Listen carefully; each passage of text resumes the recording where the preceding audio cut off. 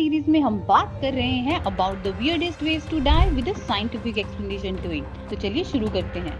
उत्तराखंड के चमोली डिस्ट्रिक्ट में सी लेवल से लगभग 5000 मीटर की ऊंचाई पर है एक मिस्टीरियस लेक रूपकुंड, लेकिन लोग इसे जानते हैं द स्केलेटन लेक के नाम से। हर साल गर्मियों में जब बर्फ पिघलती है तो इस झील के किनारे पर दिखते हैं सैकड़ों ह्यूमन स्केलेटन। 1942 में एक ब्रिटिश ट्रेवलर ने जब पहली बार इन्हें देखा, तब से ये लेक सेंटर ऑफ अटेंशन बन गई। जैसे ही गर्मियां आती हैं, झील के सरफेस से करीब 500 कंकाल उभर कर बाहर आ जाते हैं और फिर शुरू हो जाती हैं कहानियां श्राप की, बैटल्स की और यहाँ तक कि इंसानी बलि की। लेकिन साइंस ने हमें क्या बताया, आइए जानते हैं। 2019 में इंडिया, अमेरिका और यूरोप के रिसर्चर्स ने मिलकर इन कंकालों की डीएनए सीक्वेंसिंग की और जो सच्चाई सामने आई उसने सबको चौंका दिया। कार्बन डेटिंग से पता चला कि ये कंकाल बिल्कुल अलग अलग समय और बिल्कुल अलग अलग जेनेटिक ग्रुप्स के हैं। कुछ तो लोकल इंडियन पिलग्रिम्स के थे जिनकी मौत 800 से 1000 एडी के बीच में हुई थी, लेकिन कुछ कंकाल दक्षिण पूर्वी एशिया के लोगों के थे, जैसे कि थाईलैंड और मलेशिया से। और सबसे हैरानी का हिस्सा ये था